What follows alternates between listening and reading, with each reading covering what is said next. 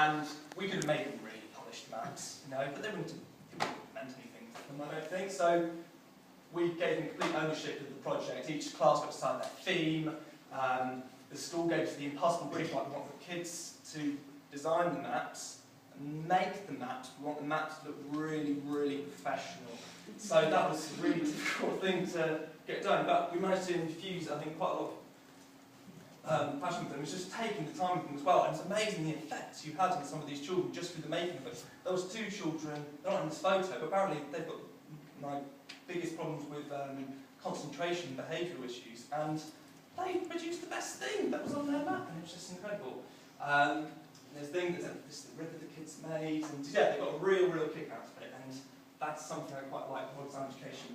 This is another project I did with the London College of Communication, which it says morgue, because the thing we had to get people excited about was the circular economy, so sort of, you know, making things last longer, putting things back into the loop. So we sort of made the analogy of sort of injured products like a sort of, you know, field triage, like you would get in the Vietnam War or something. So we got them to sort of, you know, tick off and say what the injuries is product and sort of say, well, why would something become obsolescent?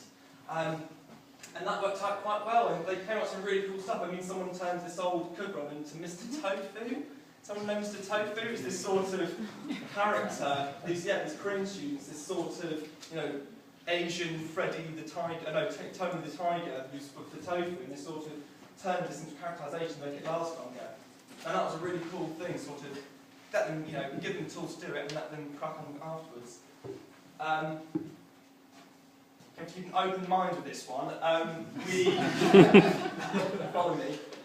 This is my colleague Patrick, and we got a gig, I guess, or a job off the Linning Foundation and the National Funeral Directors Association of America to design something to make people rethink death.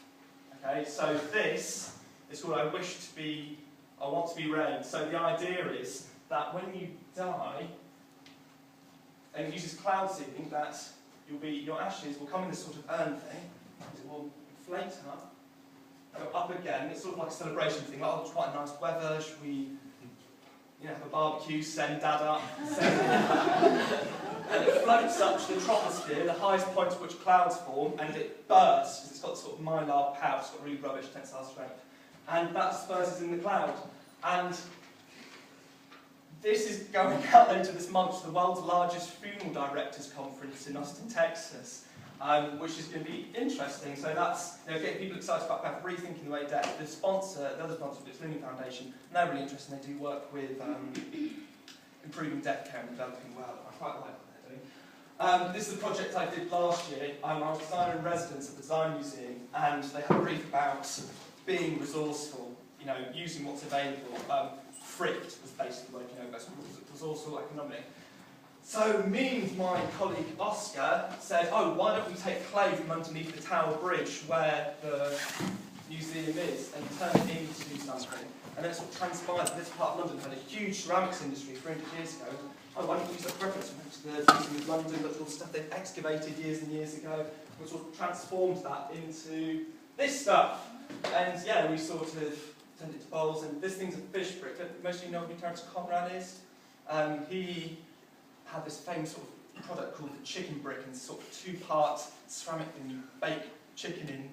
This is like a fish brick, and it's sort of a homage to him because he started the Design Museum, so sort of nice circular thing. Okay, so stuff I'm interested. I'm really interested in the sort of way people treat each other and sort of the rules people have and sort of why people are sort of misbehave in some environments or rude people in other ones, and actually, but in ordinary life, they're sort of very nice to one another.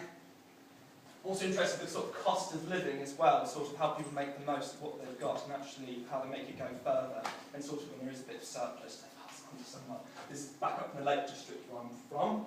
I quite like the idea of, not idea, but the thing of coping mechanisms. We're doing some job somewhere, and people I don't really know that well, we got trapped in a lift for an hour with very general strangers. I mean, I've spent more time with most of you today than I have with these people, and we were trapped in this lift for ages, and just the coping mechanism to sort of cope with the sort of potentially awkwardness of it, I was sort of just laughing and just sort of, you know, even laughing at jokes that weren't that funny to sort of just make it seem less stressful. I I really like it when technology is useful.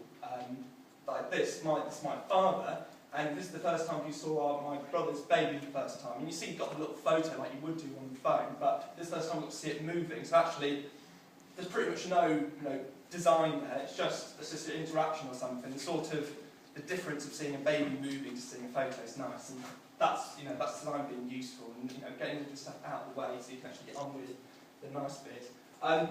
Like stuff doesn't work. Actually, this is around the corner. This guy has to go out in this restaurant to an outside bit to try and get the thing. And he's sort of like these people like over here, and he has to sort of like, I'll be back in a minute. And he sort of has to like properly lean out of the way and make it work or something. This isn't the original. I did ask him to pose for us, though. That's a little bit contrived. Why I wanted to come here? Probably the main thing was not the main thing, but it was good conversations. When I went for my first degree, no one was really that enthusiastic about stuff. And already today, there's seen so much skill, breadth of skills and sort of enthusiasm everyone wants to do, or does do, or has done, and that's really, really nice that people talking that way. I like the idea of one thing, and because there's so much interaction with different companies, I want to find out how companies think about stuff. Like this is a booking in thing for Premier Inn, and I know the rooms are